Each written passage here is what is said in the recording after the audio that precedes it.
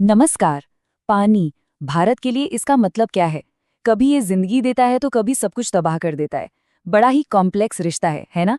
तो आज हम भारत के इसी पानी की कहानी को समझने की कोशिश करेंगे। कहाँ से शुरू हुई एक कमी की चुनौती और क्या हम वाकई सुरक्षा की तरफ बढ़ रहे हैं? तो सबसे पहले एक बड़ा ही दिलचस्प सवाल। हम सब ने स्कूल में पढ़ा है कि हमारी धरती 75% पानी से ढकी है। ब्लू प्लैनेट कहते हैं इसे। तो फिर पानी की कमी हो क्यों रही है? सुनने में थोड़ा अजीब लगता है ना। एक तरफ इतना पानी और दूसरी तरफ हम पानी के लिए तरस रहे हैं। तो चलिए इस पहेली को सुलझाते हैं। इसका जवाब छिपा है इन नंबर्स में। देखिए, हमारी धरती पर जितना भी पानी है उसमें से 96.5% तो समंदर का खारा पानी है। मतलब उसे हम पी नहीं सकते, खेतों में इस्तेमाल नहीं कर सकते। बचा कितना? सिर्फ 2.5%। जी हाँ, बस इतना सा ही मीठा पानी है जो हमारे काम का है। अब तस्वीर थोड़ी साफ हो रही है ना? और यहीं से हम अपने पहले सेक्शन पर आते हैं, द वाटर स्कैसिटी पैराडॉक्स, यानी जल दुर्लभता का विरोधाभास। बात सिर्फ इतनी नहीं है कि पानी कम है। असली मुद्दा तो ये है कि जो पानी हमारे पास है, हम उसे मैनेज कैसे कर रहे हैं। तो जब हम पानी की कमी या वाटर स्कैसिटी की बात करते हैं तो दिमाग में क्या आता है? सूखा, रेगिस्तान। लेकिन असल में ये सिर्फ बारिश की कमी का मामला नहीं है। ज्यादातर मामलों में ये एक इंसान की बनाई हुई समस्या है। पानी का जरूरत से ज्यादा इस्तेमाल, उसे गंदा करना और ये तय न कर पाना कि पानी सब तक बराबर पहुंचे, ये है असली वजह। इसे ऐसे समझिए कि पानी की कमी के दो रूप हैं। एक है कुदरती कमी, जैसे राजस्थान के रेगिस्तानी इलाके जहां बारिश ही कम होती है। लेकिन एक दूसरा रूप भी है जो इंसान का बनाया हुआ है। सोचिए, ऐसी जगहें जहां बारिश तो जबरदस्त होती है लेकिन फिर भी पानी की किल्लत है। क्यों? क्योंकि वहां का पानी या तो इतना प्रदूषित है कि इस्तेमाल नहीं हो सकता, या फिर खेती और इंडस्ट्रीज ने सारा पानी खींच लिया है। अब इस बड़ी समस्या से निपटने के लिए आज़ादी के बाद के भारत ने एक बहुत बड़ा, बहुत ही महत्वाकांक्षी रास्ता चुना। एक ऐसा सॉल्यूशन जो न सिर्फ पानी बल्कि देश के विकास की हर चुनौती का जवाब माना जा रहा था। और इस सपने को आवाज दी भारत के पहले प्रधानमंत्री जवाहरलाल नेहरू ने।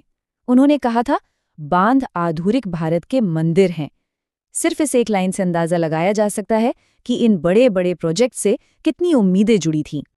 इन्हें नाम दिया गया मल्टीपर्पज रिवर प्रोजेक्ट्स या बहुउद्देश्य नदी परियोजनाएं। मतलब ये सिर्फ पानी रोकने के लिए बनाए गए डैम नहीं थे, ये एक पूरा पैकेज थे। एक ही प्रोजेक्ट से खेती, इंडस्ट्री, शहर, सबकी जरूरतें पूरी करने का प्लान था। और वादे वादे तो कमाल के थे। सोचा गया कि इन्हीं बांधों से बिजली बनेगी, किसानों के खेतों तक पानी पहुंचेगा, बाढ़ से बचाव होगा, शहरों और कारखानों को पानी मिलेगा, और तो और लोग घूमने फिरने भी आ सकेंगे और मछली पालन भी होगा। मतलब एक तीर से कई निशाने। और इसके सबसे बड़े उदाहरण कौन से हैं? भाखड़ा नंगल प्रोजेक्ट और हीराकुंड प्रोजेक्ट। ये सिर्फ बांध नहीं थे, ये उस नए भारत की इंजीनियरिंग की ताकत और तरक्की की भूख का सिंबल बन गए थे। लेकिन कहानी का हमेशा एक दूसरा पहलू भी होता है। हर बड़े वादे की एक कीमत होती है। तो चलिए अब सिक्के का दूसरा पहलू देखते हैं और समझते हैं कि इन आधुनिक मंदिरों की असली कीमत क्या थी।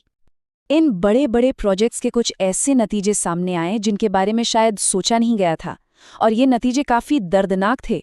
लाखों लोगों को जो सदियों से वहां रह रहे थे, उन्हें अपनी जमीनें, अपने घर छोड़ने पड़े। नदियों का जो नेचुरल बहाव था वो रुक गया, जिससे पानी में रहने वाले जीव जंतुओं पर बहुत बुरा असर पड़ा। और हजारों एकड़ जंगल और उपजाऊ जमीन हमेशा के लिए पानी के नीचे समा गई। और जब ऐसा हुआ तो जाहिर है लोगों ने आवाज उठाई। इसी वजह से देश में बड़े बड़े आंदोलन खड़े हुए, जैसे सरदार सरोवर डैम के खिलाफ नर्मदा बचाओ आंदोलन, जिसके बारे में हम सब ने सुना है। लोगों ने सवाल पूछना शुरू कर दिया कि क्या ये तरक्की है? तो अब सवाल ये उठता है कि अगर ये बड़ा ग्रैंड सॉल्यूशन इतनी सारी समस्याओं से घिरा है, तो फिर इसका ऑल्टरनेटिव क्या है? कोई दूसरा रास्ता है भी या नहीं?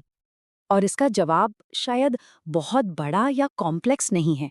जवाब छिपा है हमारी सदियों पुरानी परंपराओं में, एक ऐसे तरीके में जिसे हम शायद भूल गए थे। रेन वाटर हार्वेस्टिंग, यानी बारिश की हर एक बूंद की कीमत समझना और उसे सहेजना। रेन वाटर हार्वेस्टिंग सुनने में बड़ा भारी शब्द लगता है, पर है बहुत सिंपल। बस बारिश के पानी को जमा करना ताकि उसे बाद में इस्तेमाल किया जा सके। इससे दो बड़े फायदे हैं।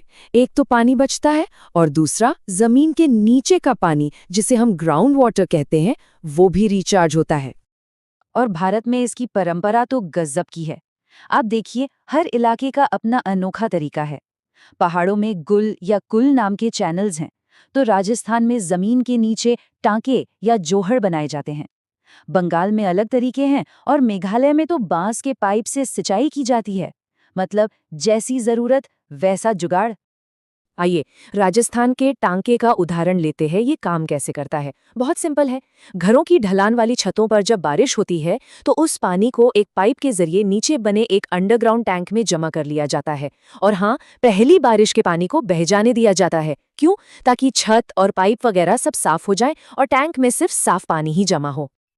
और इसी पारंपरिक ज्ञान की अहमियत को आज भी समझा जा रहा है।